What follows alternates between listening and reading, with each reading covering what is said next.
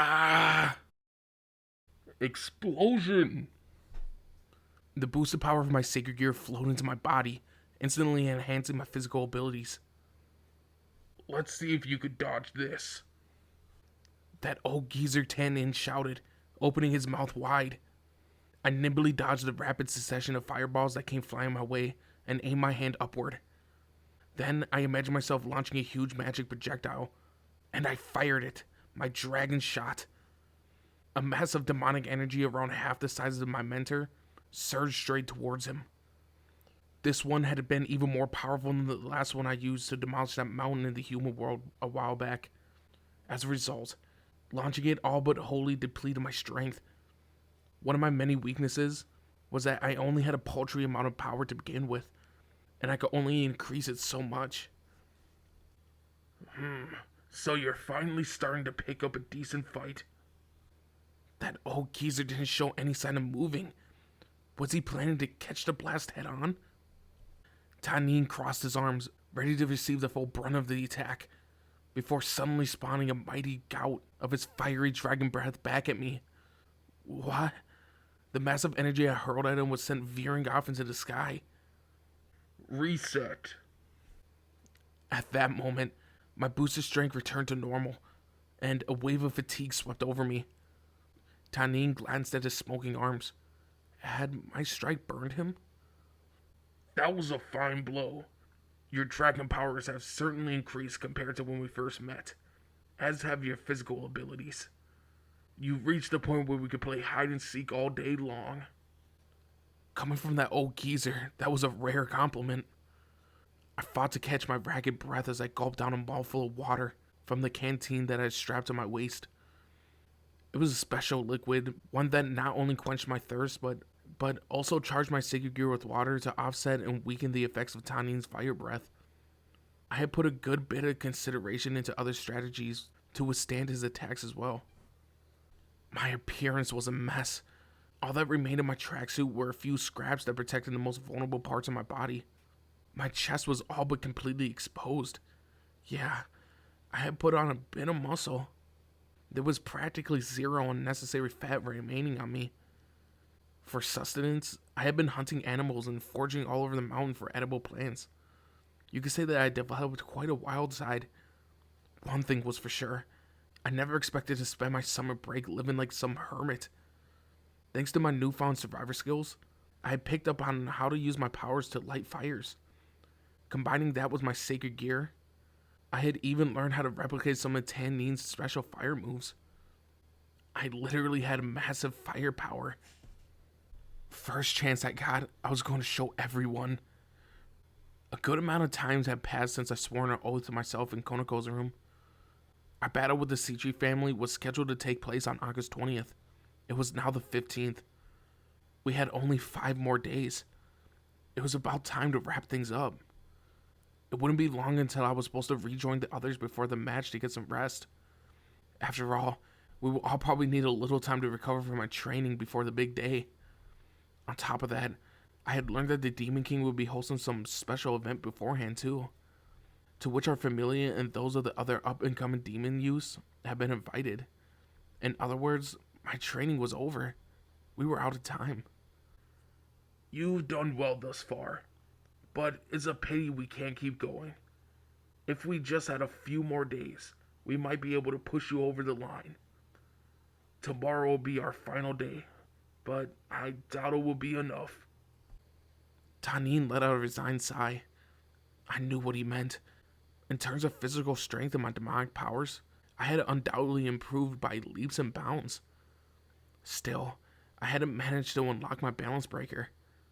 The goal line was still ahead of me.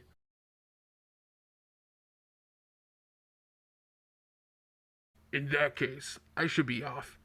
I'm also expected at the Demon King's banquet. We shall meet again, Issei, Hyodo, Drake. Tanin said to me in front of the main Gremlin residence. He had given me a lift on his back. It was actually surprisingly comfortable, an overwhelming experience. Short though the journey was, it was unforgettable. Yeah, thanks again, Tanin. I'll see you soon, I replied. Sorry for troubling you, Tanin. Until next time, appended Drake. Don't worry about it. It was fun. I got to work with the famous Red Dragon Emperor. This longevity of yours might not be such a bad thing after all. Oh, do you want to make your appearance at the party on my back? Really? Are you sure? I questioned. Yeah, it's no problem. I'll bring my Familia members here on the day of. I'll get in touch with the Grummery household later with the details. Who knew that old geezer could be so cool? Alright then, I'll return tomorrow. Farewell. With that, Tanin flapped his wings and took off. I waved back to him as he disappeared into the sky. He's easy going for a Dragon King, Drake mused. I think he's a good guy. Sure, he gave me one heck of a fright when I first saw him, but dragons are so awesome. You and I are dragons too, you realize? Sure, but there's no comparison to the majesty of a true flesh and blood one. I'm just a spindly former human possessed by his sacred gear. I suppose that's true. Right. Tanin's a real dragon. Hey, Issei. I turned around at the sound of a familiar voice and found Kiba approaching. He was wearing his tracksuit, but it too was torn to ribbons. It looked like I wasn't the only one who suffered a few rough weeks. His pretty boy face looked leaner and firmer than it had been before. You've been working out, Kiba remarked, staring at my naked chest. I raced to cover myself. Cut it out. What's with those eyes? Don't leer at me like that. For some reason, I felt like I was in danger. Seriously, this guy gave me the creeps sometimes. How cruel. I wanted to compliment your well-toned muscles. You haven't changed, have you? Yeah, I guess my body isn't made for putting on muscle. I'm jealous. Oh, Issei, Kiba. This time, it was a woman's voice that sounded Zenovia's. Huh? Why the hell is she covered in bandages? What happened to you? I asked nervously. The girl looked at herself before answering. Right, well, whenever I injure myself, I bandage it up and just keep going. Before long, I look like this. You look like a mummy, I exclaimed. How rude. I don't plan on being preserved like this forever, you know. That isn't what I meant. Evidently, the weeks of practice had done nothing to alter her strange way of thinking. That said, her aura was quieter and leaner than it had been before. Kiba's looked like it had grown stronger too. Huh? Has my ability to read people's demon power improved? Is this another benefit of my training with Tanin? Perhaps my senses have become more finely tuned after I had become one with the lands of the underworld. Issei, Kiba, Zenovia. Someone called out from the entrance of the mansion. It was Azia, wearing her nun outfit. Ah, it was so good to see her again. Azia, I've missed you. Issei, put some clothes on. She stammered at the sight of my half-naked body. She saw me naked all the time, so she must have been more flustered by the fact that we were out in the open than because she could see my body. Oh, you're all back. The next face to join us was the Prez. How I've longed for her, my Prez, my Riaz. She's just as beautiful as ever. Prez, I've missed you. Issei, you've been working out. Your chest is wider, she remarked, embracing me tightly. Oh, how I yearned to hold her soft body in my arms. Probably because I repressed my perverted inclinations during my mountain seclusion. Catching a scent of the woman I loved after such a long time filled my body with vigor. Yeah, there was nothing better than a girl's touch. Now then, everyone, come inside. After you all had a chance to shower and change into some fresh clothes, we will need to discuss your individual progress, said Riaz. And so I returned to civilized life after what felt like ages. Unfortunately, as ashamed as I was, I would have to report that I failed to unlock my balance breaker.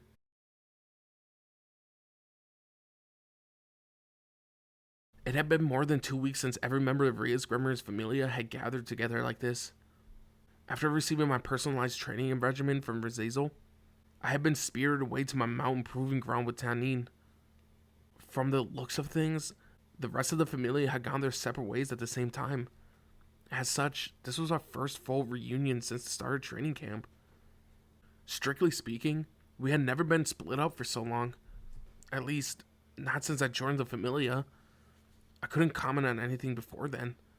Kiba, Zenobia, and I, who had been sent to remote locations for our training, met in my room after washing up and changing into fresh attire. Everyone else joined soon after. Why my room, you ask? Even I didn't know for sure. Apparently, it was the easiest place to access, and we weren't able to use the Prez's quarters for some reason. Perhaps she had something in there that we weren't allowed to see? In any event, now that we were all together, we began to discuss the fruits of our efforts. Kiba gave a detailed account of its time with his swordmaster, Zenobia recounted trials of her regimen, and I outlined the tale of my survival with the dragon Tanin. By comparison, I clearly had the worst. Kiba and Zenobia had left the estate, but from what they described, it sounded as though they stayed in a cottage or a villa, both owned by the House of Grummery.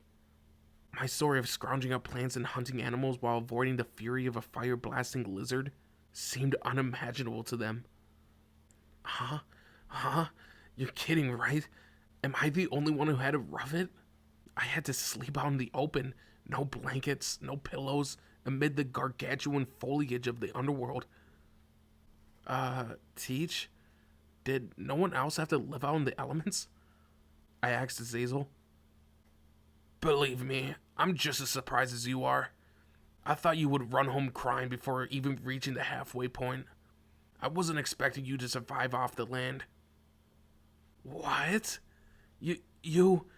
I had to hunt these rabbit-like things, and those boar creatures, and cook and kill myself. Boiling water to make sure it was clean became a regular chore for me. That's what I mean. You're a tough one. Tougher than most demons, in a certain sense. You monster. A dragon chased me around that mountain for weeks on end. Do you know how many times I was this close to dying up there? Do you? I wept tears of frustration. It was too unfair. All I wanted was to see the Prez. I covered myself in fallen leaves to sleep at night, imagining her precious warmth. It was so tough. But that old dragon wouldn't give me a break. He'd come after me while I was resting and set the whole forest on fire. I had to run for my life. If I didn't, he would have killed me. Gah. You poor thing, Issei. I'm glad you held it out. My, look how hardy you became. That mountain doesn't have a name, but I think I'll have to call it Mount Issei from now on. The Prez pulled my head close to her chest, embracing me. The soft touch of her breast wiped away the pain from the past few weeks. I was so surprised by her actions that I took her in my arms too, and hugged her back. Azazel was just too cruel. He had given me away to a dragon to be his plaything. I could still remember the sight of the Prez bidding me goodbye from below as Tanin carried me off.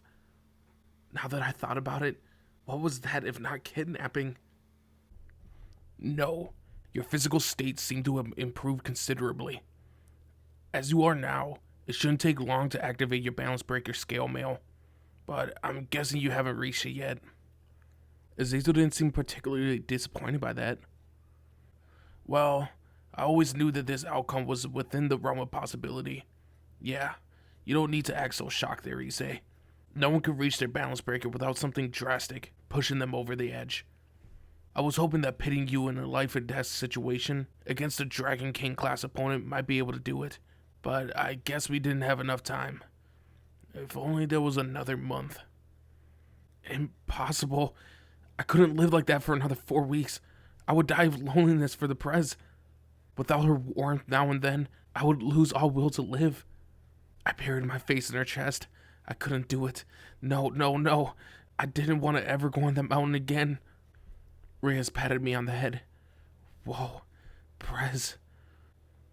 Well, I guess it's fine. That's it for today's meeting. You got your party tomorrow. You're all dismissed for now, Azazel stated, bringing our debriefing session to an end. Thus, the curtain fell on the time of the wilderness survivalist. That night, I found myself sharing a bed with Ozzy and Zenobia. Somehow, they both wound up sleeping with me. The two of them had insisted that they were unable to relax in their spacious suites alone, and so they had come to me. Ozzy was already sound asleep, probably because the bed was so wide. Zenobia was lying at a little distance away from me. She stared up blankly at the ceiling. I wondered if she was having difficulty passing out. Now that I thought about it, this was the first time she had ever slept in the same bed as me. Maybe that was why she couldn't doze off? What's wrong? Can't you fall asleep? I asked. I'm not used to sharing a bed with a man yet, even if there's nothing sexual about it. I guess I'm nervous. She could confess all that, but was still on the edge of lying next to me? Well, it wasn't like I didn't understand what she meant. Right, I mean, when the present Isaiah first started sleeping by my side, I was so excited I couldn't drift off either. Sharing a bed with someone of the opposite sex does that to you, I guess. I see. So this is natural then? Ozzy is incredible. It looks like she's resting so peacefully. Azia is, well, she always sleeps beside the present me back home. I guess she was pretty embarrassed at first, but she's used to it now. Knowing she's there helps me relax too. Issei, don't leave me behind. The person in question murmured in her sleep. I can see why you and the president thinks that she's so cute. Zenobia chuckled. Right? Ozzy's unconscious face was the most adorable sight I have ever seen. Before I knew it, I too drifted off as the night wore on.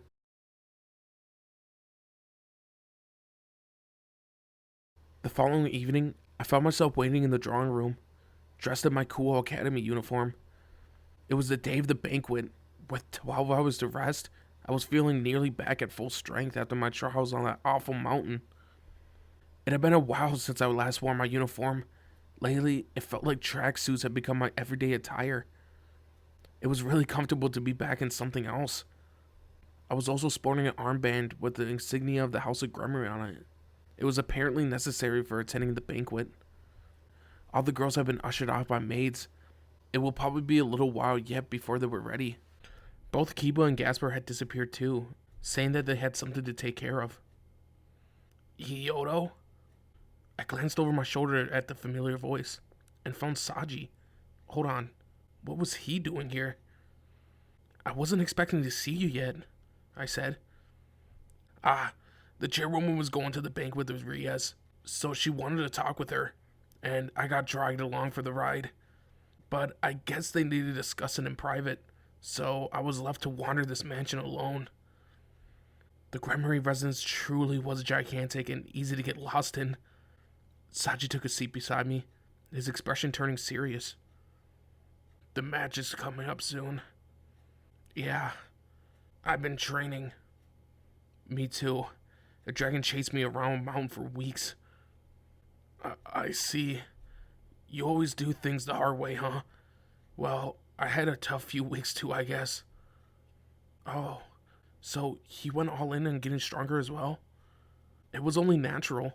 Our performances could mean the difference between victory and defeat for our masters. I was ready.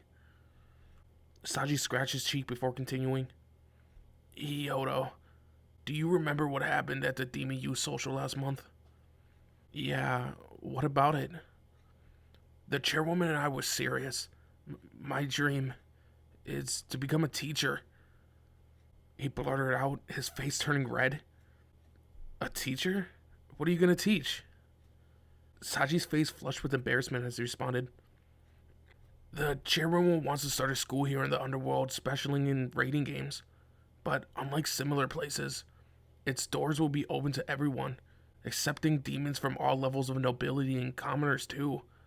She said that demon society is slowly moving on from the traditions and prejudices. But there are so many people here who refuse to accept that kinds of change. That's why the current rating game schools only invite those of high pedigree. Still, rating games are equal ground for everyone, right? The Demon Kings say so anyway. I guess they technically are, but it's tough for a commoner to compete with the kind of experience and education of a high-class demon has access to. Considering the success of rating games is often how demons from low-ranking backgrounds get promoted, well, you see the contradictions, yeah? People like us should get a fair shake and rise up. Though taken aback by Saji's fervor, I appreciated just how serious he was about this. It sounded like he was working to shape the future in his own way. The chairwoman wants to do something about that. She wants to show the world that even low-class demons can play rating games. That's why she wants to build a school down here in the underworld. She's been studying so hard to give the people who never had the opportunity to enter the limelight a chance to have a better life. Even if the odds are only 1%, anyone can become a high-class demon so long as they have a chance. Hyodo, that's why you and I are aiming for, right? Because we believe in the slim possibility? Yeah, he was spot on there. I had my sights set on becoming a high-class demon. Even if the world was entirely against me, I would turn it on its head. Saji raised his fist into the air. That's why I'm going to be a teacher here.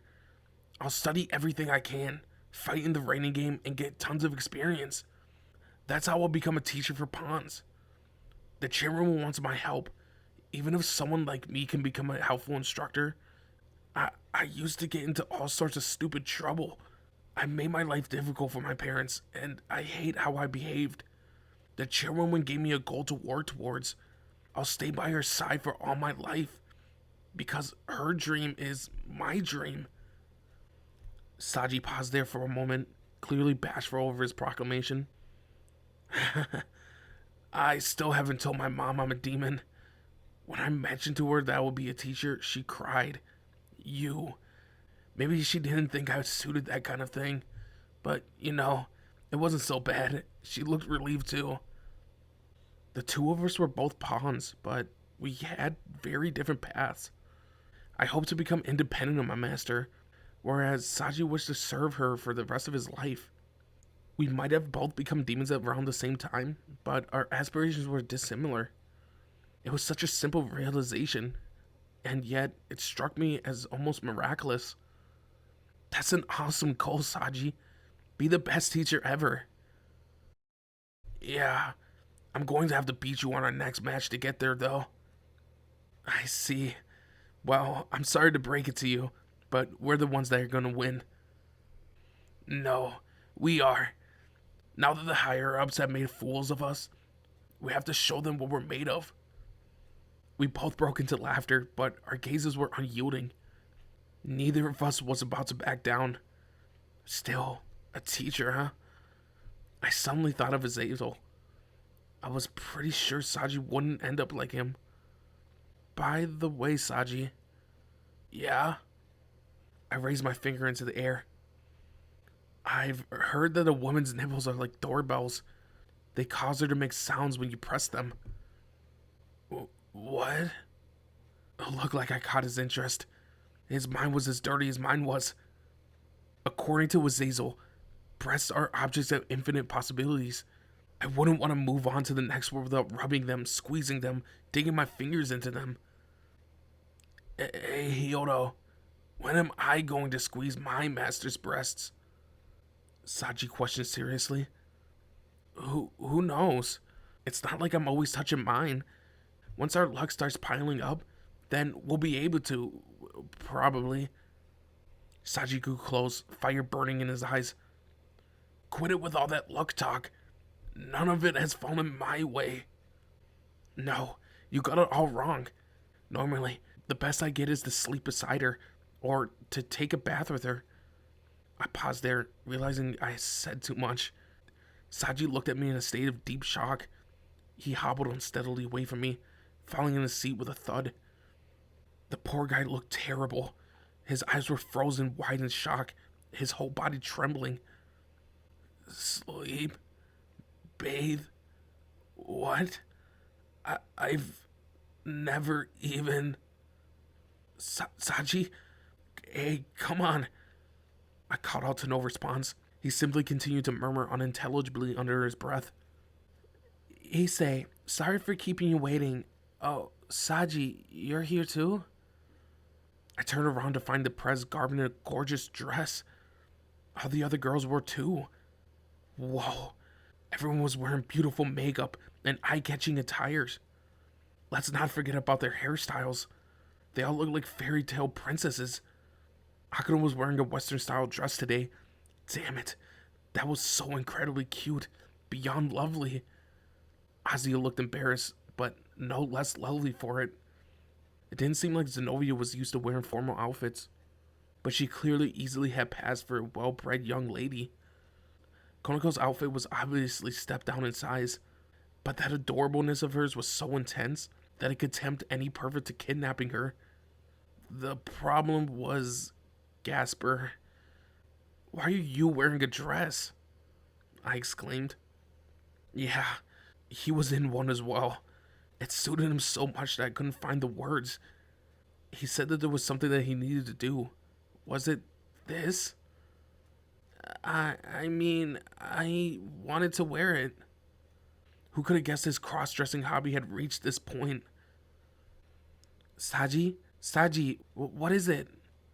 Chairwoman Sona, similarly dressed up, glanced suspiciously at Japan. He was still sulking. When everyone had finished changing into their formal clothes, the sound of a tremendous thud echoed through the garden. After a moment, a butler approached, stating, Master Tanin and his Familia have arrived. As promised, the old geezer had come to pick us up. An impressive sight awaited us in the garden, including Tanin. Almost a dozen dragons sat perched, waiting for us. They were huge. It was incredible. I hadn't suspected that all the members of his Familia were dragons. Here I am, Issei Hyodo, as promised, Tanin declared. Yeah, thanks, Tanin. So long as you're riding on our backs, I'll use a special barrier to keep your hair and clothes in order. I learned that women are tedious about that, the old geezer said. How considerate. He was undoubtedly a demon of the highest order. Thank you, Tanin, for offering to take us to the venue. Several members of Sona Citri's family are here too. Do you mind if they travel with us? The press asked. Oh, Lady Rias, you look splendid. You can leave your friends to me, replied Tanin. We all climbed onto the dragon's back and soared through the skies of the underworld. I got to sit on Tanin's head, the best seat in the house. I had a full view of everything for miles around as we made our journey. Whoa. As I suspected, the sights from above were fantastic. The underworld had been a non-stop series of fantastical experiences like this, and I loved all of them.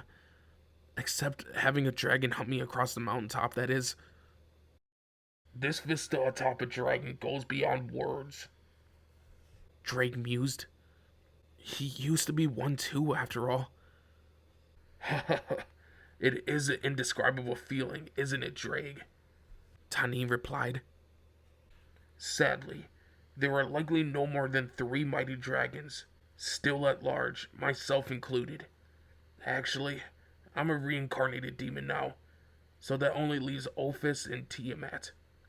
The rest have either been defeated or locked away and gone into seclusion. Yulong and the mid-god Samor haven't showed their faces in eons. You, Albion, Fafnir, and Vitra have all been sealed into sacred gears. In every age, mighty dragons are brought low because people fear creatures like us. The old geezer's voice seemed forlorn.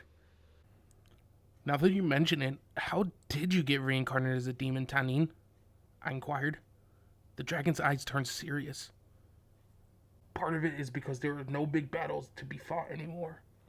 I hope that by doing this, I will be able to fight in raiding games. However, I've got another reason. Another one? Have you ever heard of the dragon apple? No, I'm guessing it's a kind of fruit that dragons eat? They're a race of dragons who can only survive by consuming the dragon apples. They grow in the human realm, but they've gone extinct due to the dramatic environmental changes. Now they can only be found here in the underworld. But you see, dragons have long been despised here by demons and fallen angels alike. There was no way that either faction would be given a fruit for free. That's why I chose to become a demon, to establish my territory where I could grow dragon apples. Attaining the rank of a high-class demon means that the demon can grant you land. That was my goal. So you're saying that race of dragons lives in your territory? Yeah.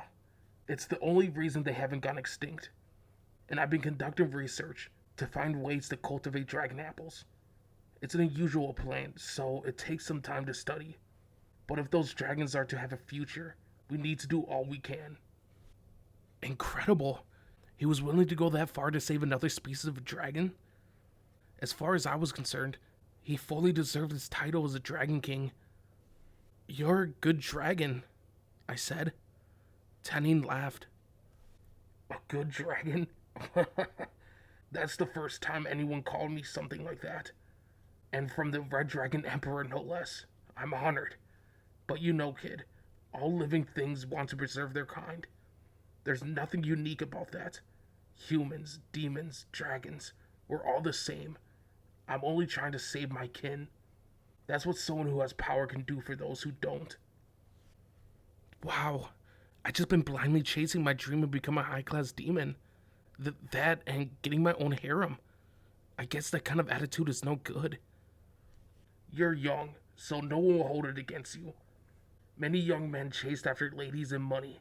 Don't overdo it. But there's nothing wrong with that being your motivation.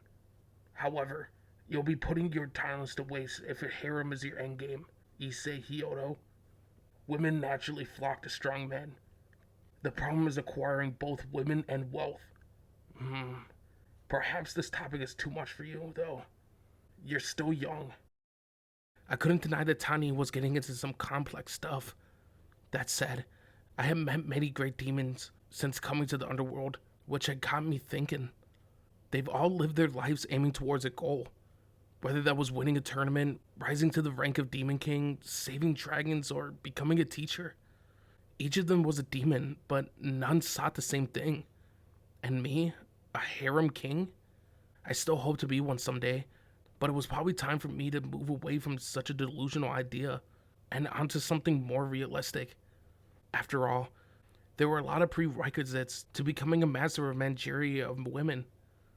As I continued to chat with Tanine, my slow brain wrestled with itself over the few complex notions. Eventually, a bright light grew visible on the horizon. It looked like we would be arriving soon.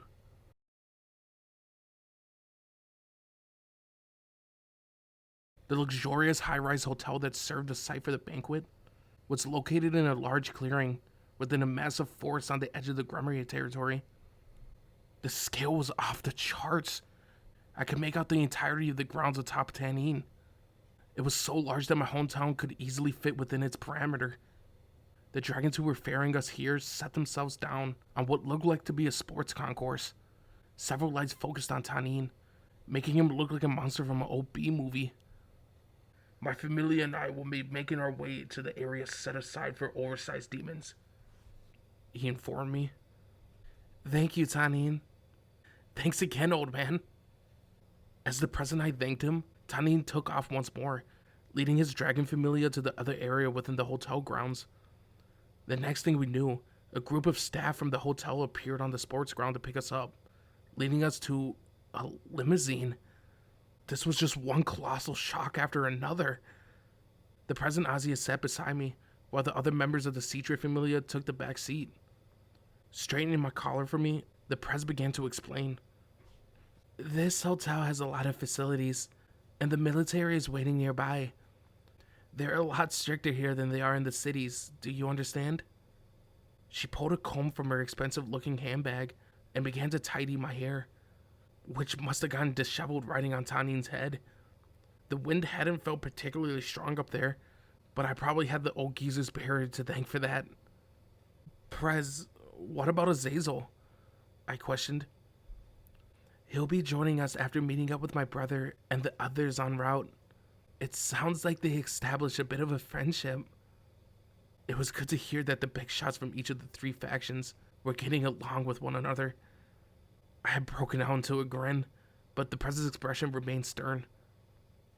Perhaps you didn't hear it because you were up there on Tanin's head, but Sona had issued a declaration of war against us. I'll defeat you for the sake of my dream, she said. All that had happened on the flight over? I had been too focused on my view to notice. Her goal, to found a school, a reigning game school. The reason she went to the human world was to study the local teaching systems. She holds human academics in a high regard, as they allow anyone to enroll in them, regardless of birth or status. Sachi had said the same thing, that the chairwoman attended Kuo Academy in pursuit of her dream. You know, Prez, Saji mentioned something similar to me. He wants to become a teacher. He's serious. His eyes were practically glowing when he told me. Even so, we're going to win. We have our own ambitions, after all. The Press's determination was unyielding. She wouldn't spare her opponent, not even if it were her friend. Looks like I'm going head-to-head with Saji then. Look out, buddy. I'm coming for you. Our limousine arrived at the hotel. Upon stepping out, we were greeted by a group of staff. Akano checked in for us at the front desk, and we made our way to the elevator. The party is on the top floor, Issei. If anyone from a distinguished family approaches, make sure you greet them properly, alright? Okay, but Prez, the Demon King organized all this, right? For the demon use? That's just a pretext. We're not the stars tonight. In truth, this is an annual custom. Think of it more as a regular family gathering. My father and the other leaders probably thought to kill two birds with one stone by inviting us, but they're only there to enjoy themselves. They probably already made plans for 4 or 5 after parties. The fact that they're coming by themselves all but confirms it. I wouldn't be surprised to learn that they started drinking. Riaz trailed off there, clearly displeased. Akano and Kiba flashed just 4 smiles. The party hadn't even started yet, and the press was fed up with it. More specifically, she was pissed at the actions of her father and the other high-ranking demons. The Demon Kings officially hosted the celebration, yet it sounded more like a casual get-together than a type of high society event. This was an excuse for the bigwigs to unwind. The elevator came to a stop, and we stepped out into a pleasant banquet hall. The room was filled to the brim with demon conversations and tables piled up with delicious food. And the ceiling, just as I expected, was dominated by a giant chandelier. Everywhere I went seemed to be filled with chandeliers lately. Hushed murmurs coursed through the hall as guests realized who had just entered. Princess Riaz, you're even more beautiful than I remember. Lord Sirzex must be so proud. Everyone was staring at the Prez. She had said that they probably wouldn't make a big deal over us, but these people certainly look excited. I was in a good mood too, positively filled with pride. I mean, I was the guy who held this woman's breasts. A wide grin spread across my face. What was this feeling of victory that had come over me? Maybe it was because I was the one who knew the deepest secrets of the girl I loved. There are so many people, Casper murmured, clinging tightly to my back. This again? Isn't he wearing that outfit precisely because he wants to show it off? What's the point of cross-dressing if he's afraid of anyone to see? I still couldn't understand his thinking. Perhaps it was my imagination, but I thought his fear of strangers had lessened a little. At the very least, he wasn't trying to run away, despite the curious gazes of so many people on us. Maybe his training had helped with that? Issei, we need to greet everyone. Uh-huh. My confusion must have been written large on my face, but it looked like there were a great many high-class demons who were eager to meet the legendary Red Dragon Emperor. Riaz led me through the hall, moving from one well-to-do demon to another. I was pleasantly surprised to find that the gentlemanly manners her mother had drilled into me were proving effective. Now that I was part of the Press's Familia, These social graces were essential skills. Thank you, Venelana. Because of you, I won't make a fool of myself. I'm exhausted. Now that the formalities were out of the way, I finally had a minute to myself. Azia, Gasper, and I were sitting at the table assigned to us in the corner of the room. The present Akano were a short distance away, conversating with other female demons. Kiba, damn him, was surrounded by ladies. Ugh, that cursed pretty boy. Still, this was my first time attending an event like this. So like Ozzy and the others, I was completely trained. Now and then, a male demon would approach our table to greet Azia. Yeah, even here in the underworld, people understood her level of cuteness. She was so adorable. Issei, Azia, Gasper, I brought food. Eat up. Zenobia, after having left her seat a moment ago, returned all but juggling more extravagant dishes than I could count. Sorry for making you run errands for us, Zenobia, I said in thanks. It's nothing. This is easy. You can do with the drink too, Azia. Thank you, Zenobia. I've never been to anything like this before. I'm so nervous my throat got dry. Azia whispered as she began to drink from the glass Zenobia handed her. I started working on the various dishes. Zenobia had handed me a set of chopsticks, which was a surprise. With many reincarnated demons present, the organizers must have arranged to have all forms of eating utensils on hand. No sooner had I dug in than a young girl wearing a dress appeared before me. She was all but glaring my way. Huh? Who is she? I felt as though I'd seen her somewhere before. You're...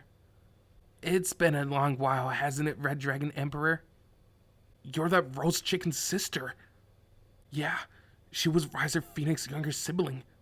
Seeing her brought back memories. How many months have it been? That's Ravel Phoenix. Jeez. This is what I hate about low-class demons. She was incensed. Was she still ticked over the way the engagement had been called off? Sorry. So, how's your brother? I inquired. Ravel let out a sigh. Thanks to you, he hasn't stopped brooding. Getting beaten up and losing Rias were both huge shocks to him. I suppose that he relied too much on our family's unique abilities to win and grew cocky for it. You might have taught him a valuable lesson. Ouch, that sounded tough. Even Riser's little sister was showing the guy no mercy. You're merciless, you know that? Aren't you a part of his familia? About that. I've been traded, so I'm in my mother's familia now. She gave Riser one of her unused pieces in exchange. She doesn't play in raiding games, and she said that she would train me again once I found someone whose familia I want to join. In other words, I'm essentially a free bishop. Traded? I wasn't familiar with that concept. Huh? You don't know? It's one of the rules of the raiding game. Kings can swap pieces, so long as they're both of the same type. I never heard anyone mention that before. By the way, Red Dragon Emperor. Don't call me that. My name is Issei Hyodo. We're about the same age, right? You can address me normally. Everyone just calls me Issei. Despite what I said, Ravel was a demon, which meant that she could probably freely change her appearance. The girl looked like a teenager, but she might have been older. No, judging from her behavior, she can't be an adult. Can I really call you by your name? Huh?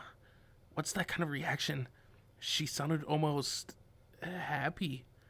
Impossible. Ravel always acted superior to me. Master Issei then. Master? Seriously, I'm not hung up on things like that. I insisted. No, it's important. This girl was even more incomprehensible than Zenobia. I couldn't keep up with her. That's when another familiar face chose to make their entrance. Ravel, a friend of Master Riser would like to speak to you. It was a woman who was part of Riser's Familia, She was a bit older. Isabella, I think her name was. She had put up one heck of a fight until I used my dress break technique on her. The sight of her naked body was still fresh in my mind. Very well. Master Issei, why don't we have a cup of tea together next time? And maybe I could bake a cake for you? With that, she lifted the hem of her dress, curtsied, and hurried away. Yeah, I didn't understand her one bit. Hi there, Issei Hyoto. Isabella called out to me. You're Isabella, right? From Rise's Familia? Indeed. You dealt me a good blow last time. Yes, I remember it well. I hear you've grown stronger since then, too. Keep going. The mightier you become, the more I'll be able to boast about my own loss to you. Are you Ravel's escort? Well, something like that. Like my master Riser, there are things Ravel finds difficult to deal with. Ever since your fight at the engagement party, you are all that she's able to talk about. Your fight with Master Riser left quite the impression on her. Isn't that just her way of complaining? I interfered with her siblings' plans and said some pretty thoughtless things to her too. No, quite the opposite. But you needn't worry. You'll understand sooner or later. Sure. Anyway, tell her that I'm fine for tea. Really? I appreciate that. I'm sure she'll be pleased to hear it. In that case, I'll leave you be. Enjoy yourself. With that, Isabella took her leave with a casual wave. Both of those women were complete enigmas. Still, there was no point in quarreling with Ravel, and all I had to agree was to a cup of tea, right? Issei, you have a lot of friends, don't you? Gaspar remarked with admiration. Is that what it looks like? I wasn't so sure. There was no denying that I met a lot of other demons over the past few months. Those encounters with demons from outside the present circle were precious to me. I learned about discrimination and prejudice, dragons, and more. It was all good knowledge to have.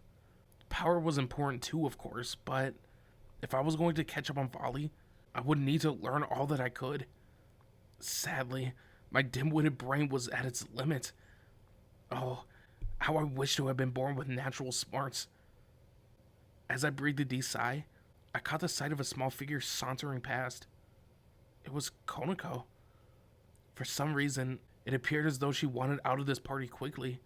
She looked to be preoccupied. Was something wrong?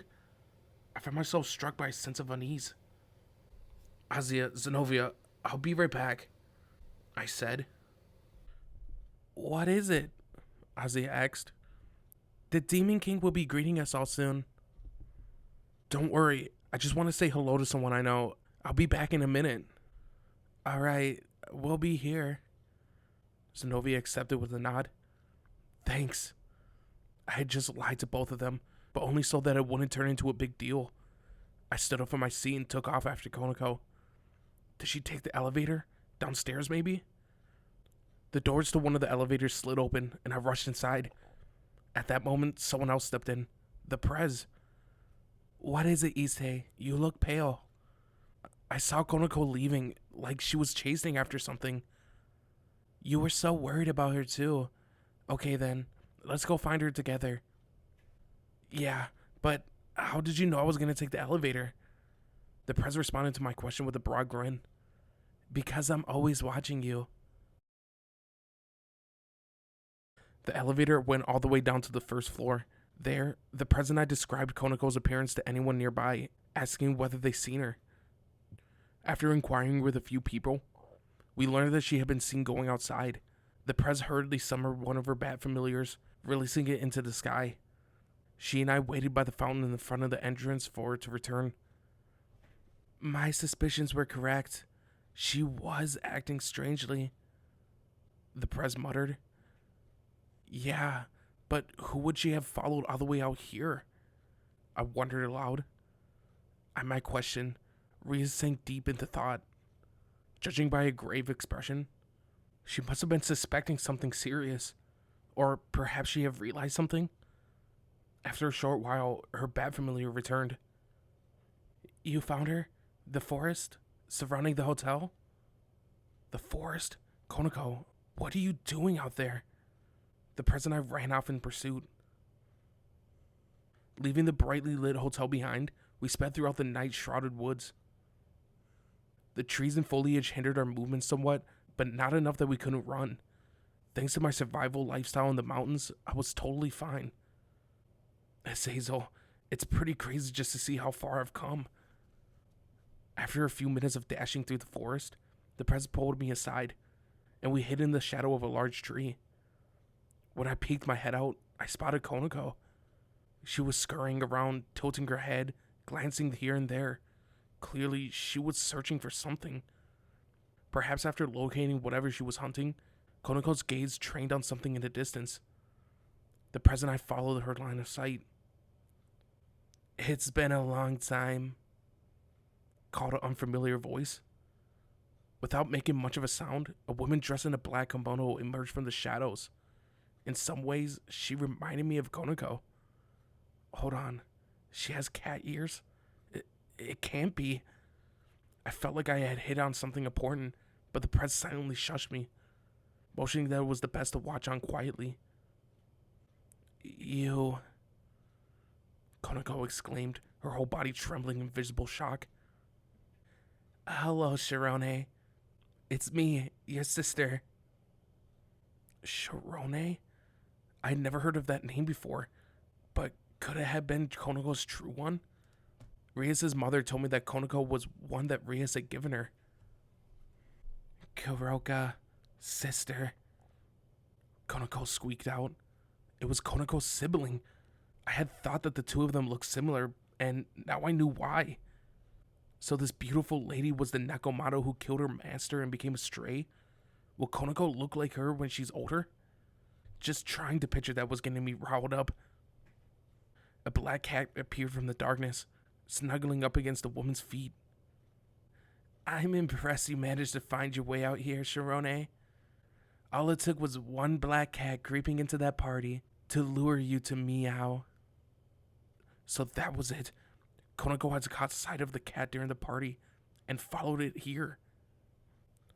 Kuroka, what is all this about? Konako's voice betrayed more than a hint of anger. Her sister, however, smiled back at her, unfazed. Don't make such a scary face. I just have a little business to take care of. I heard that a lot of big-name demons were holding a party here, so I thought I'd take a look. Meow. She held her hand up into the air like a cat's paw and gave Konako a wink. Whoa, talk about cute. Gah, don't pinch my cheek like that, Prez. Don't tell me this is a new member of Gremory's Familia. Inquired someone new. Unfortunately, I recognized their voice. Suddenly, a pretty boy wearing a full set of what looked like ancient Chinese armor appeared before us. It was that monkey Bikou, the descendant of Sun Wukong. He was Volley's buddy. What's he doing here? No, hold on. He's also a member of the Chaos Brigade. Are those terrorists planning an attack on this party? All of a sudden, Bikou's gaze turned towards the present me. Had he realized that we were here? There's no point on trying to hide. People like Kuroka and me, with our hermetic sage magic, we could sense you through even the smallest chances of your ki. We've been so easily discovered. I didn't want to fight them here if it could be helped. Readying ourselves, the present and I emerged from the shadows of the tree. Konako was startled at the sight of the both of us. Issei? President? Yo, you good for nothing monkey. How's Volley doing? I asked. He's doing just fine, but you look like you got a bit stronger. Huh? Can he tell that just by looking at me? Bikou must have been able to sense my confusion, because he flashed me a grin. I told you, didn't I? I like to mess around with some sage magic. I can sense your ki, your life energy, at least to an extent. And your aura is stronger than when we last met. So that was it.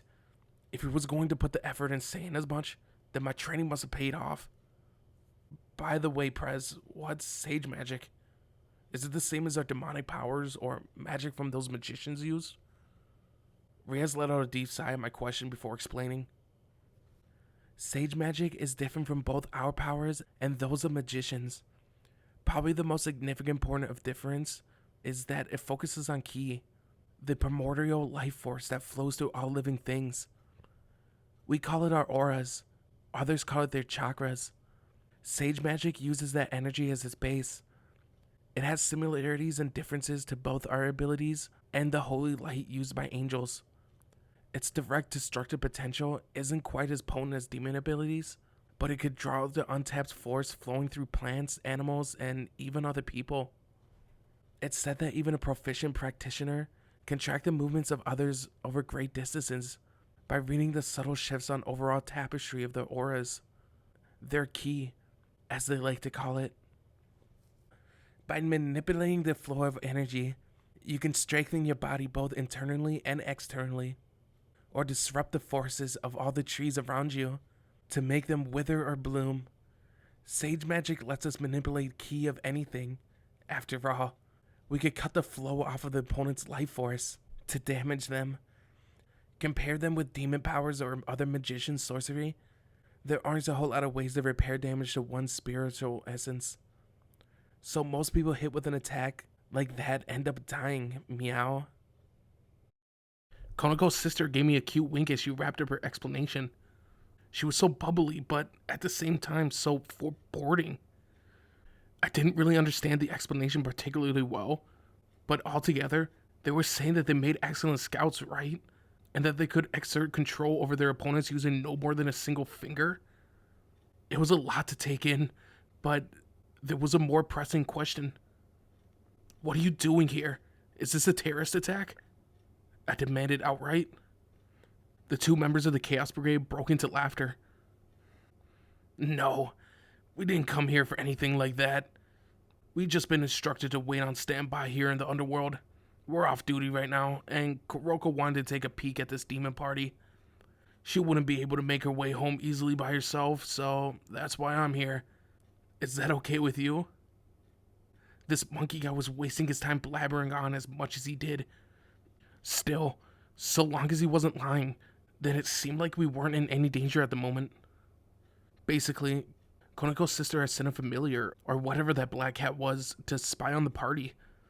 Konako had then stumbled on it by chance and followed it out here. Bikou, who's this kid? Konako's sister asked, pointing towards me. That's the Red Dragon Emperor. At this, the older Nekomata's eyes opened wide in surprise. Meow, really? So this is the breast-obsessed kid who beat Volley? That's what you think of me? Well, I suppose it's true. The breast-obsessed Red Dragon Emperor. I can live with that. Bikou let out a yawn. Kuroka, let's head back. There's no point hanging around. They won't let us join the fun. Indeed. Let's return to base, but I'm taking Sharone with Meow, seeing as I left her behind last time. Hey, come on now. That'll get on Volley's bad side, you know. Bikou objected. I'm sure both Elphys and Volley would consent once they realize she possesses the same powers as Meow. You may be right there. Still. A pleased grin crept across Kuroka's face. That smile sent visible shudder through Konako's petite body. She was terrified. I stepped between the two siblings and addressed the elder sister. Konako's a valued member of Rias Grummary's Familia. I won't let you take her. Both Bikou and Kuroka chuckled in amusement. That's pretty brave of you, but you see, you can't compete with Kuroka and me here. How's this sound? A special deal just this once? If you give us the girl, we'll get out of your hair. Sounds good? That damn monkey. What the heck is he blathering about? As if we would be okay with that. The Prez, her expression indignant, stepped forward. This girl is my servant. I won't allow you to so much as lay a finger on her. What are you saying? She's my sister. That gives me Yao every right to take care of her. I won't give her to you, Miss High-Class Demon Lady. The atmosphere of the forest clearing suddenly underwent a complete change. Both the present Konako's sister were glaring at each other. It looked like things were about to explode at any moment. It was Kuroka whose expression was first to shift, her lips curling into a smirk. You're a pain, Meow. I should kill you now. At that moment, an inexplicable feeling washed over me. What's going on? It felt like I had been transported somewhere else. The scenery around us was unchanged, but the air and the mood were completely different. Kuroka, so you learn how to manipulate space in addition to sage magic? The press asked, biting her lip in frustration. Huh? Space? I still haven't mastered time yet, but space I can handle. Raising a barrier is easy, Meow. I've cut off the force from the outside, so no matter how much you show off in here, no one is going to know. Don't expect any help to arrive. We're going to slaughter you in here. Meow. Bye-bye. What? So we're trapped in this forest, and none of the others will even notice? Were the two of them too much for the present me? I wondered if trying to escape was the best option, but it sounded like that was impossible. At that moment, a voice erupted from high above. When I heard that Lady Rias and Issei Hyodo had entered the forest, I thought I'd better take a look. Who would have guessed they would be sealed inside a barrier like this? That voice. I looked up and found Tanin. That old dragon geezer. What perfect timing. Man, I was so relieved. He must have arrived right after Konako's sister had sealed us in. What sinister aura. Such visitors aren't the kind who would be welcome at today's event, Tanin remarked. Bikou, however, seemed to rejoice when he laid eyes on the dragon. Whoa, if it isn't the old Dragon King. Tanin the Blaze Meteor Dragon. We're in deep water now, Kuroka. We're going to have to go all out here. You look pleased with yourself, monkey lad. Very well. Not even Ophis will complain if 2 dragon-class opponents are involved. 2? Is he counting me? Do I even have a say in this anymore? I'm done for. Kinto-un. Bikou cried out, a golden cloud rising beneath his feet and carrying him into the sky to meet Tanin. And Yorbu. Next, a long staff appeared in his hands and flew straight for the dragon. Extend. The staff stretched as Bikou flew towards Tanin, but the dragon evaded with a speed that belied his huge size. He's fast. How was he able to move so quickly with massive frame? Again. Once more, Bikou extended his staff, chasing after Tanin. Nonetheless, the old geezer used his wings to somersault through the air, dodging the blows again before opening his mouth wide. Flames blanketed the sky. It was a heck of a lot more powerful than what he used in training with me. It was like the entire sky was burning. Azazel had said that Tanin's fire was so strong as a meteor impact. More incredible yet was his agility. He was a gigantic monster, but he sure knew how to move. Come to think of it, he'd been swift during my training too, enough to keep me on my toes constantly. Are your Dragon King stats just completely maxed out? No, he's still holding back there, Drake said to me. Seriously? This isn't him going all out? I thought back incredulously.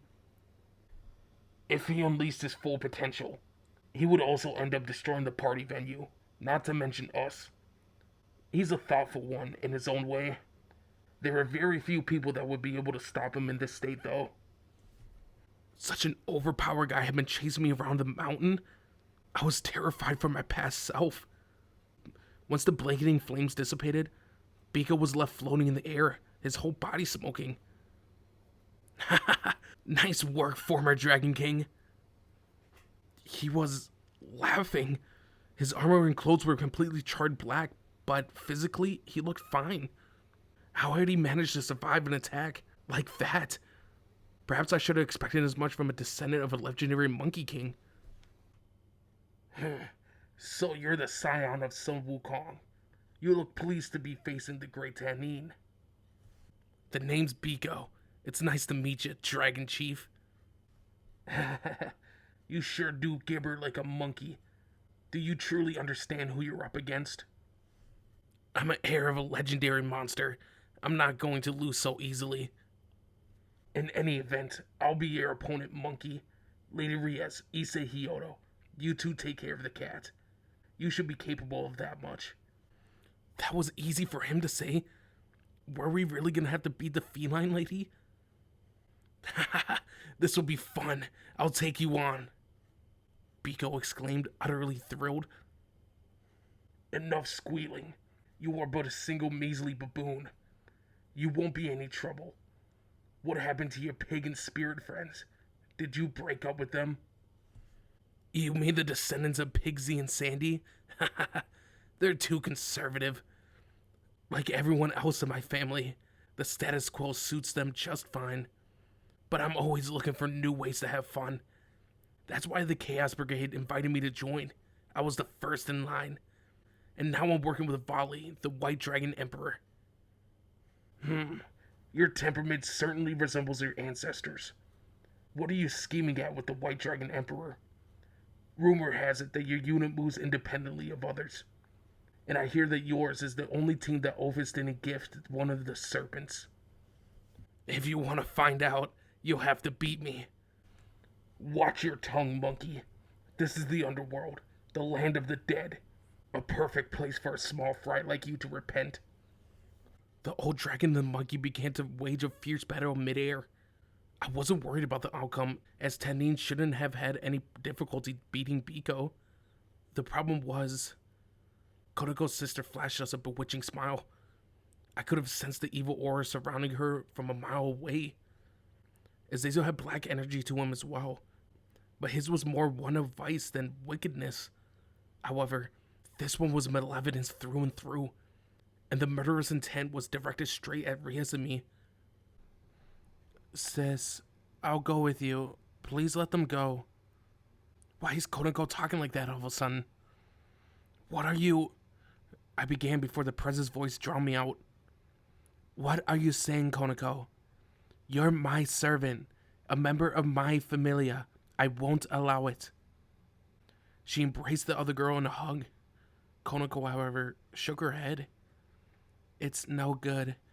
I know my sister. Her power rivals the strongest high-class demon. Not even you or Issei, even with the powers of a former Dragon King, against her sage magic and arcane powers, you won't be able to stop her. I don't care. I'm not going to hand you over to her. Not to this Nekomata who made your life so miserable. Kuroka smiled in response to the Prez's outrage. Why would a Yukai help another Yukai? No, not this time. I only want Shirone, to use her as my tool. I understand her powers much better than you could, Miss Crimson-Haired Demon Lady. Konako shook her head. No, I don't want them. Those dark powers, all they do is cause suffering. Her body was trembling, and tears were welling up in the corner of her eyes. The Prez tightened her embrace. Kuroka, your strength has blinded you. Those scars you've left on this child's heart will never be healed. When you slaughtered your master and disappeared from your sister's life, she was left with such agony. The first time I met her, there was nothing left inside. No emotions. The only family she ever knew betrayed her. She had no one to turn to, no future to rely on. Scorned by other demons. Despised and abused to a point where they were even preparing to end her life. She endured many hardships. That's why I want her to finally know joy. I want her to give a life of happiness. She's Konako Tojo now, a rook of my Familia, a treasured member of my household. I won't let you so much as touch her. At this, tears began to run down Konako's face. Prez, I too was overcome with emotions by her love. She might have not been talking to me, but I wept as well. Those heartfelt words were more than a servant could ever hope for. The Prez was the best, the strongest woman in the world, and my idol. I don't want to go. I'm Konako Tojo. Kuroka. Sis. I won't go with you. I want to live with President Riaz. I want to live. Konako cried. Whatever ties she still had with Kuroka, that declaration cut them. Alright, if that's how it is, then I won't hold back either. I'll protect her. At this, Konako's sister curled her lips in a bitter smile as a chilling, scornful laugh clawed up her throat. Then die. A thin, mist-like substance began to waft around Kuroka. It spread gradually through the air, moving towards us. It didn't stop there, however, slowly engulfing the entire forest. It wasn't so thick to shroud our vision, yet it brought a foreboding feeling and filled me with trepidation and a fearful shiver. The mere touch of this vapor. That was when the Prez collapsed to her knees by my side. What's going on? That's... Konako was the next to drop, covering her mouth with her hands. Had they both just been attacked? So my fog doesn't work on the Red Dragon Emperor. It's poisonous, you see, to demons and yokai alike. I've diluted it a little to make them suffer a bit, while it spreads through their bodies. A quick death would be too merciful. I'm going to make this slow and painful, meow. Before I knew it, Kuroka had leapt up to a tree branch above and was watching from her high perch. A poison mist? What a cruel, barbaric strategy, and so heartless, but it didn't work on me. Is this because of Dre? I didn't wholly understand the reason, but that didn't matter. The Prez hurled a magic projectile at Kuroka. The blast sped right past me. At least, that's what I thought at first. Judging by the Prez's reaction, her attack hadn't found its purchase. That was a decent shot, but no good. No. With my sage magic, I can easily fashion mirror images of myself.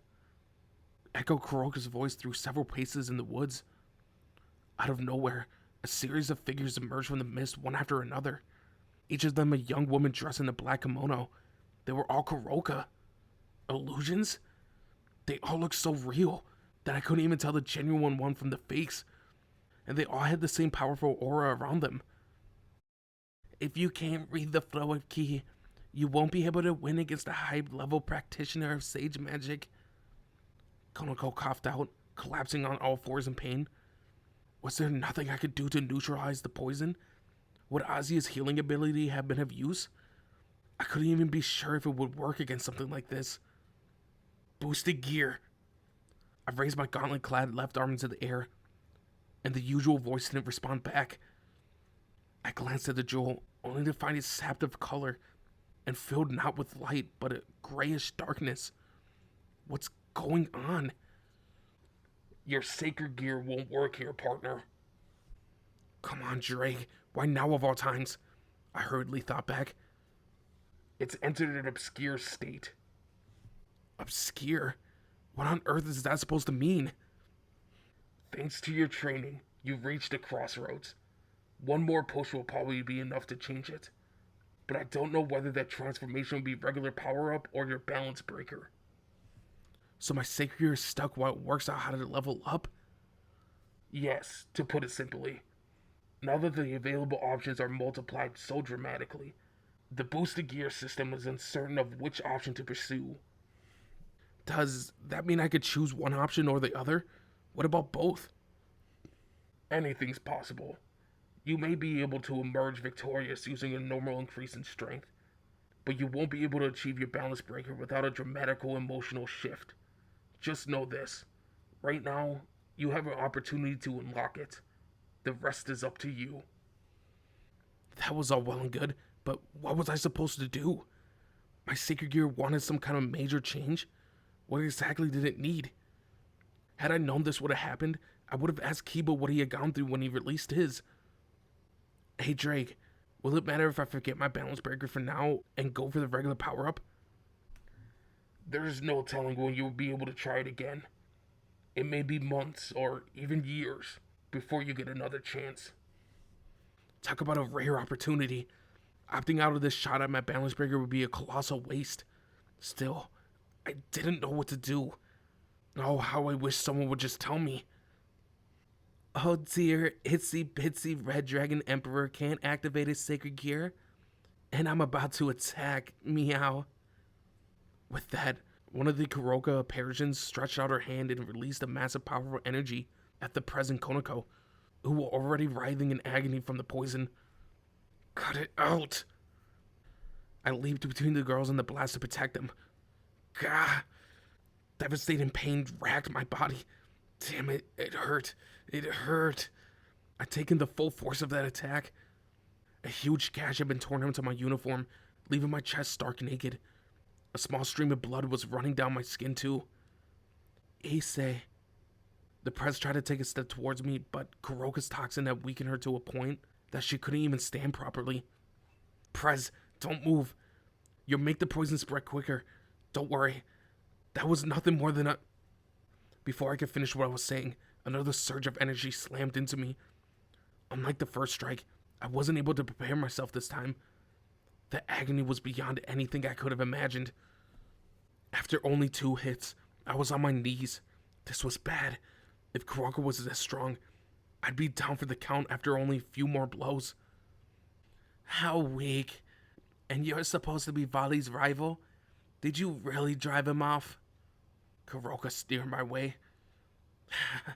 How many times will I have to put up with people like her looking down on me? I thought sardonically. I'm pathetic. I can't even use my powers when I need to. It was always like this. When it came down to the wire, I was worthless. Helping Azia, saving the Prez. Everyone praised me for things like that, but the truth wasn't so rosy. Azia had died because of me.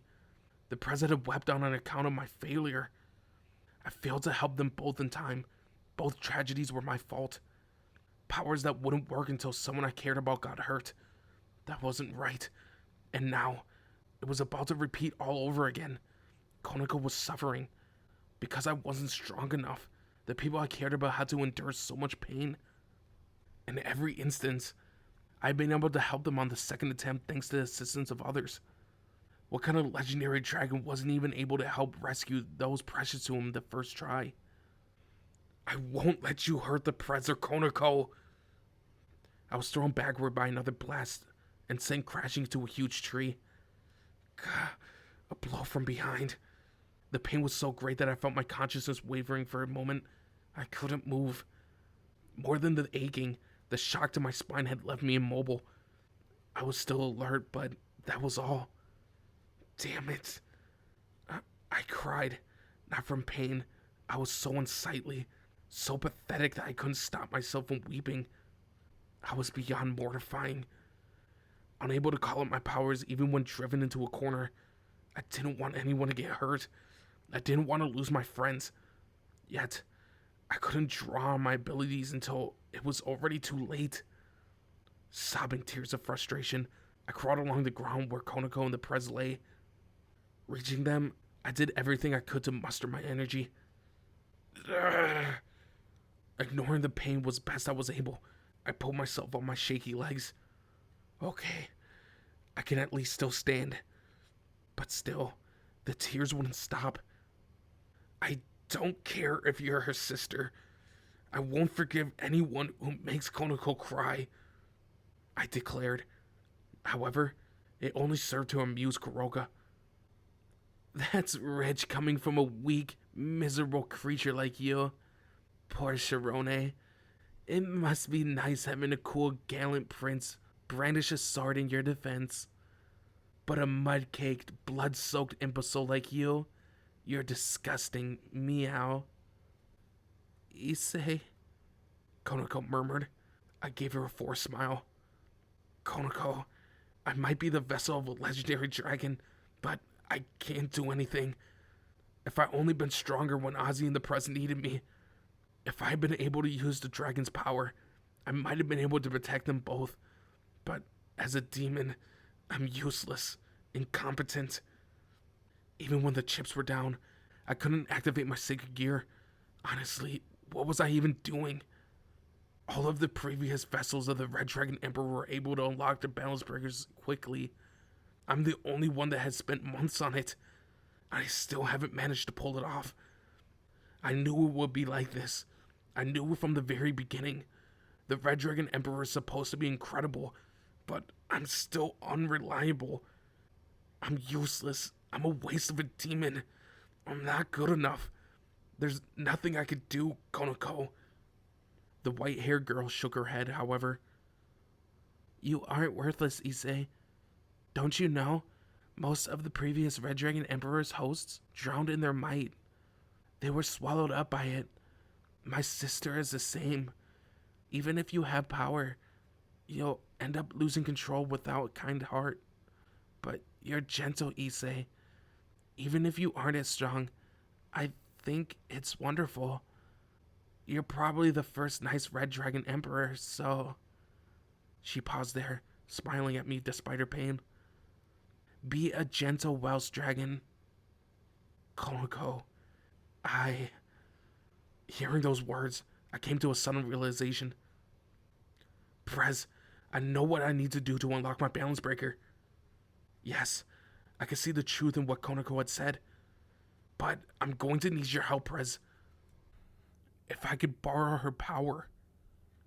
Alright, I'll do anything I can. What should I do? Though clearly in agony from the toxin, Riaz nodded to my request. Affirming my resolve, I took a deep breath and stated, Please let me touch your breasts. The Prez was left speechless by my request. Nonetheless, after giving it some thought, a look of determination filled her eyes. Okay, if that's what you need. I was taken aback by how willing she consented. This was insane. Was she truly going to go along with it? She wasn't joking? I could really dig my fingers into them? Really? I can touch them? I could push them with my fingertips? You're okay with that? With trembling hands, she pulled down the top of her dress, offering me her glorious naked chest. With nothing left to hold them in place, they bounced up and down wonderfully. My nose spurted blood at this raw, beautiful sight. Be quick. This is embarrassing. Her complexion was both pale from the poison and scarlet with bashfulness. I'm sorry, Prez. I had no idea it would turn out like this. Hey, what are you doing? We're in the middle of a battle. Tanin gawked from above. Old man, cover me while I poke the Prez's nipples. The old dragon's eyes all but popped out of his head at this. Poke her nipples. Poke them, you say? Did you forget we're fighting? If I do this, there's a good chance I might unlock my balance breaker. So all that training I gave you meant nothing. You're a bigger fool than I thought. This time, it was Kuroka's turn to look at us with a bewildered expression. Hey, Bikou. What kind of strategy is this? Ria's Gremory is flashing her breasts, like she's planning to get up to something nasty with the Red Dragon Emperor. How would I know? The Red Dragon Emperor's mind works in a completely different plane of existence from ours. Bikou replied. That impertinent monkey. I was being serious. If I was going to unlock my balance breaker, the most surefire way was through the Prez's boobs. My conversation with Azazel had left a dramatic impression on me, and the first substantial change that came to mind after talking with Konoko was feeling up Reyes' tits. I mean, that was all that I've been able to think about since Azazel suggested that idea to me. I was totally possessed by the thought. If I poked them, I was sure to undergo an earth-shattering transformation. Unfortunately, with those breasts directly in front of me, I found myself wavering. Uh-oh, this was bad. Oh, geezer, I'm in trouble. I called back to Tanin. What now? The dragon shouted back. This was the kind of dilemma best entrusted to a former Dragon King. Right or left? Which one do I choose? You idiot. They're both the same. Just do it already. Damn you. There is a difference. This is important. My first pair of breasts. My life depends on this. Seriously, answer me. For some reason, I found myself arguing with Tanine over this. He just didn't understand. The choice was paramount. Prez, what do you think? Now that it had come to this, I had no choice but to ask the person in question herself. Idiot. Just grab both of them at the same time. What a revolutionary idea. My master's response was music to my ears. I aimed my index finger at both of her breasts. This was it. I couldn't miss.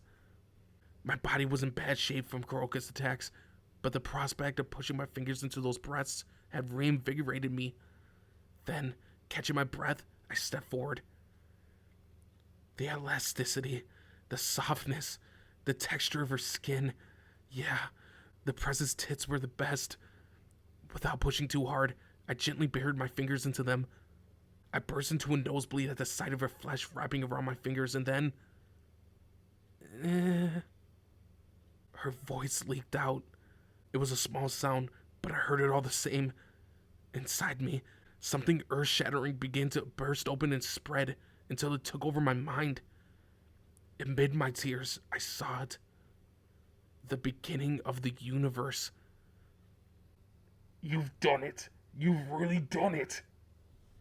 Drake rejoiced inside of me.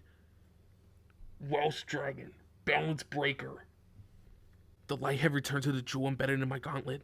No, it was glowing with an intensity I'd never seen before. Its aura enveloped my whole body. You're the worst. A disgusting red dragon emperor. Though her face was ghastly pale, Konako still managed to lay into me. Forgive me. I know. I'm the most lecherous of red dragon emperors. At this moment, the energy that wrapped around my body solidified into a crimson armor. My balance breaker, the boosted gear scale mail. I've unlocked it thanks to my master's breasts. My aura released into a tremendous explosion of power, blowing away the fog surrounding me and gouging a crater into the ground. Alright, now this is power. My balance breaker. Good work, partner. But you're an awful one, that's for sure. You're gonna make me cry for real sooner or later. Drake praised. He had no face, but I got the feeling there were tears in his eyes. Thanks. And sorry for being such a pervert. So, what's my status? I inquired mentally.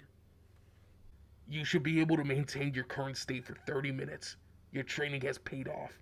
Considering how weak you were to start with, that's a decent length of time. How many times can I use my power to the max? If you go that far, you'll likely burn out within 5 minutes. That gives you 5 attempts at most. By the 6th one, you will be as good as spent. The same goes for transferring your strength. So, if I use my powers well, I could fight for around 15 minutes then? You won't need that much. Look, stick out your hand and try throwing an energy ball like you usually do. I did as instructed, pointing my arm at Konako's sister. An energy field launched immediately, passing right by its target and disappearing far into the forest. And then, a brilliant flash of red light filled my vision. The roar of a tremendous explosion, though far in the distance, ripped through the area. Huh? What? I didn't know how to react. The shockwave dissipated the rest of Kuroka's fog instantly. Ha ha ha! It's been a long time since I've seen that, Issei Hyoto. You destroyed an entire mountain ahead, not to mention the barrier closing us in here. Tanine called from above. A mountain? I wiped out a whole mountain from the face of the earth? I hadn't even put that much effort into that. With that kind of attack, you can channel your power coursing through your aura into your hands. You can't store much, though. A rapid fire isn't an option. Ha ha ha! At last, I see. What raw power. That's what good aura does for you. Tanine exclaimed while laughing. Thanks, old geezer. Your training sessions really paid off. If Kuroka's spatial enclosure was gone, everyone outside probably realized what was going on here. Curiously, Kuroka started to howl in delight. This is fun. Then how about we try mixing sage magic with yokai abilities? she said, a different power gathering in each of her fists. Like that, she began to loose alternating waves of two forms of energy. I met them all head on. I felt the impacts of the strikes, but there was no pain. Smoke billowing up from my armor, but it was undamaged, as durable and robust as ever. Is that it? I taunted. Kuroka's eyes widened in shock to see that I had suffered no damage. It didn't do anything. Impossible. I put a lot of yokai power into that. I leapt forward, closing the distance between us in an instant. Don't get cocky. Kuroka hurled more surges of power at me, but I plowed through them, flicking them away as I drew near. I slammed my fist forward, but stopped it just a hair away from her nose. The air around us vibrated audibly, the leaves from the trees trembling loudly from the force. Then, standing directly in front of my awestruck opponent, I stated, "Don't you dare make my cute underclassmen cry. The next time you come after her, I won't hold back. You may be a woman, Koneko's sister even, but you're my enemy." The second I pulled away, Kuroka immediately sprang back to get away from me. "You damn brat." She could curse at me all she wanted, but I could see the fear in her eyes. She was probably terrified by the sense of immense pressure my armor was giving off. At times like this, a full body set of intimidating armor could prove surprisingly effective. Watching from a short distance away, Bikou broke into a shrill laughter. "Now we're talking. 2 dragon kingpins.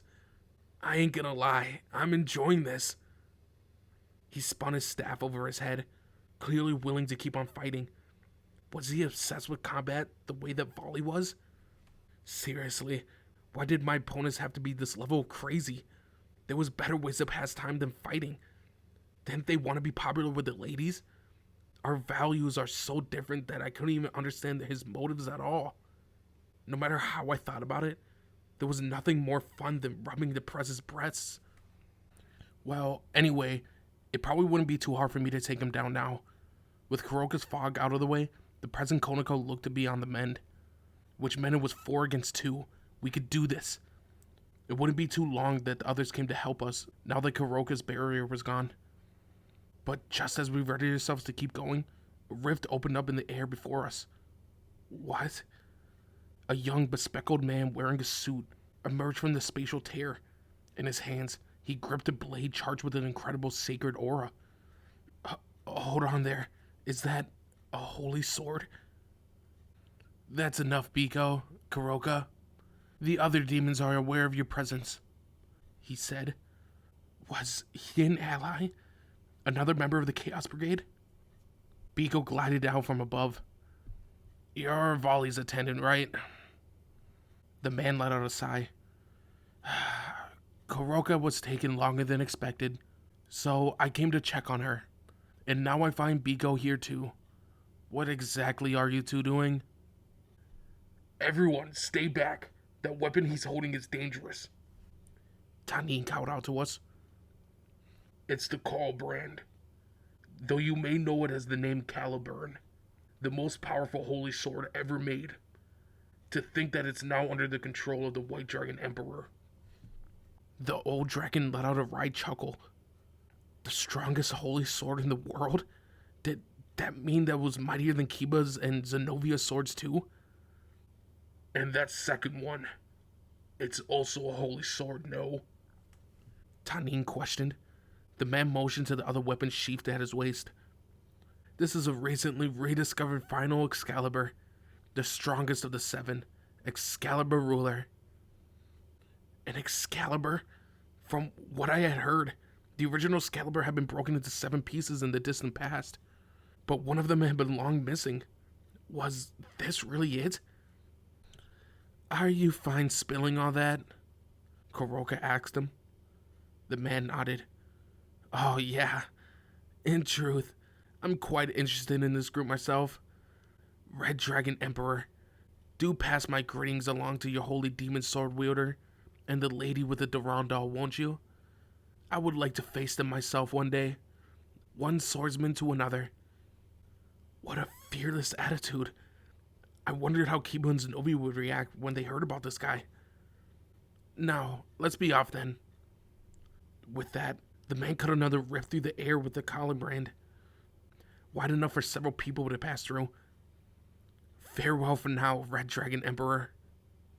The bespectacled man and Volley's two comrades disappeared through the spatial tear. Shortly afterward, the other demons from the party, sensing trouble, came to meet us, and the festivities were abruptly cancelled due to the attack from the Chaos Brigade.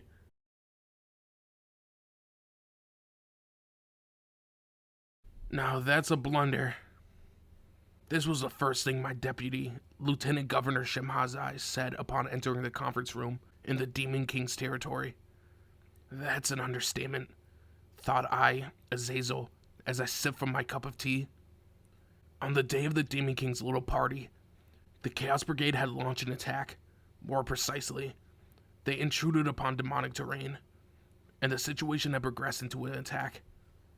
No one had anticipated that Koka, the super S-rank strike demon, wanted throughout the underworld, might use a familiar to spy on the party from within. Fortunately, Rias Gremery's Familia and the ultimate class demon Tanin drove her off. The situation was resolved with minimal damage, but the security at the party had been easily exploited. This caused the major powers to call into question the strictness of demon safety measures. And so Shemhazai was incensed, as were the seraphs of heaven. Well, I couldn't say I was happy with it either, but I had no right to criticize them, seeing as I left myself get preoccupied in the hotel's casino while the whole thing unfolded. Still, this was a violation of our treaty, and so soon was a problem. A serious one. Shemhazai continued his report.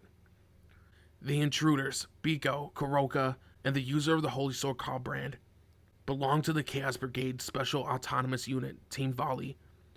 The three of those individuals possessed by enormous power and strength, and the way these demons have been managing the situation. Shemhazai could go on for hours when he got wound up like this. Now we were in for it.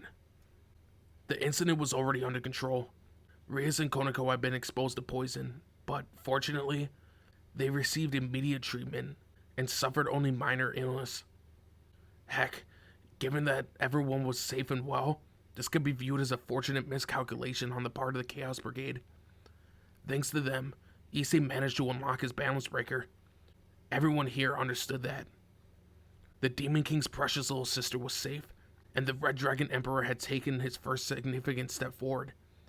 The party might have been cancelled, but this was a big win on the broader scheme of things.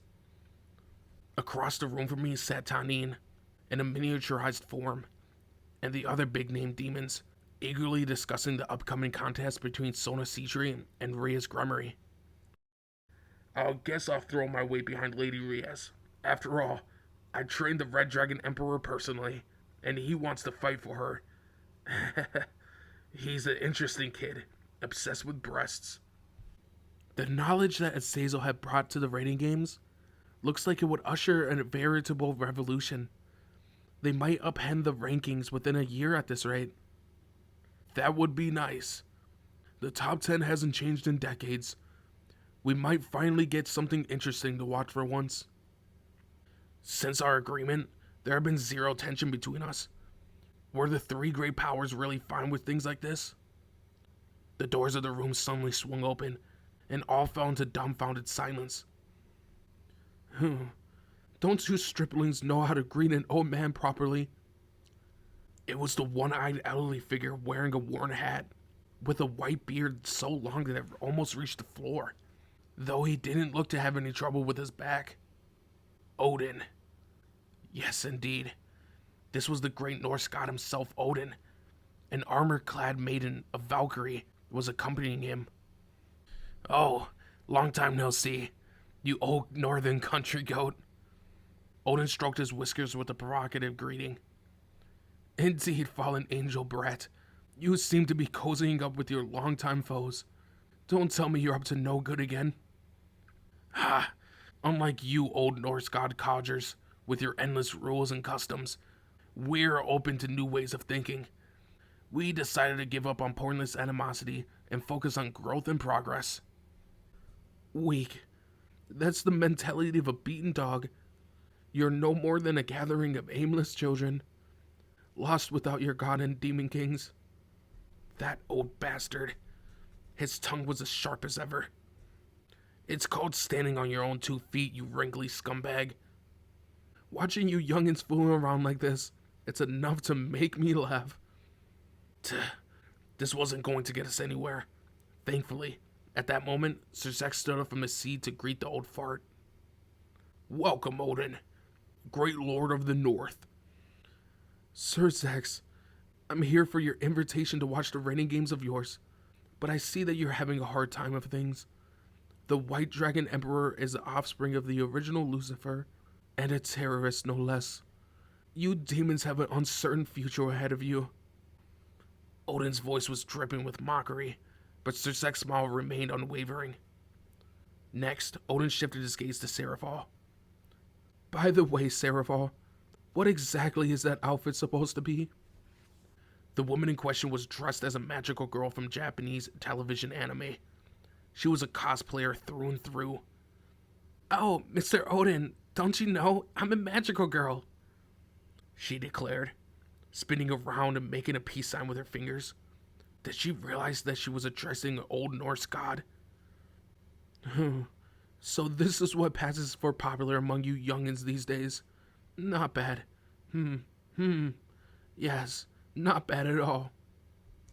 That ancient leecher, cupping his chin with his hand, he was all but ogling Seraphal's legs and panties. The Valkyrie maiden placed herself between the Norse god and the Demon King. Lord Odin, you mustn't be so lewd. Think of what you would do in the name of Valhalla. Jeez, you're so uptight. This is why you can never find a good hero to date. The Valkyrie broke into tears at Odin's harsh comment. Hey, what's with these two? I'm just an old warrior maiden with no history of love or relationships. You think I don't want a boyfriend? I do. Odin let out a deep sigh. That dusty fossil. Didn't he know that you should only make a young woman cry in bed? Sorry about her. This is my current attendant. She has a nice figure, but she's too stuffy. She can't attract a man either. Just how did the stick in the mud select his staff? How was she supposed to protect him? She would have made a good straight man for him in the comedy industry. Odin turned to Sir Zex. I know all about what's going on, Sir Zex, Seraphal. Your siblings are going to fight, no? Making your precious sisters wage in a war against each other for your own entertainment. And 2 friends, no less. You truly are demons in every sense of the word. If she can't pull through the trial like this, the future of demonkind will stagnate. My Sona is going to win, of course. Each Demon King was convinced that their sibling would emerge triumphantly. Well then, Odin began, brazenly sitting himself down in an empty seat. Your scuffle with the Chaos Brigade is all well and good, but I'm here to watch your raiding games. When is it going to start? I'll talk about the incident at the party was postponed, and the topic of conversation turned to the upcoming match. Guests from each of the 3 major factions, as well as other groups, had been invited to observe after all. I stood up from my seat for a moment to take a break and made my way to the sofa out in the corridor. All this discussion with important figures in the conference room was making my shoulders feel stiff. Before long, Sir Zex joined me. Had he decided to slip out too? He sat down by my side before addressing me. Azazel, do you mind if I ask you something before the raiding game? What? If you were facing Rias, which of her Familia members would you remove from the playing field? Issei, of course. His absence would affect everyone else. Issei's the one that keeps them all fired up, after all. A positive mindset was vital when it came to battle. It wasn't uncommon for that alone to shift the balance in the match, to decisively destroy the opposing team's sense of stability. Or the opposite, too. Issei was an emotional pillar for Rias and the others. I could understand why. He was constantly throwing himself into everything he did. always charging full steam ahead without giving up, no matter what. That quality of his fed into the energies of his comrades. Even his master, Riez, was dependent on him in a sense. It was commonplace for dragons to attract others to them, and Issei was no exception. That power had saved them all from more than one pinch. Sir Zex laced his fingers, his expression serious. Sona will no doubt have realized that. Was he worried about his little sister? I decided to give him an honest appraisal. Yeah, the problem is what happens after he's removed from the board. Will Riez's Familia rally, or will they succumb to despair? They never had to watch their Red Dragon Emperor get dragged down before their very eyes.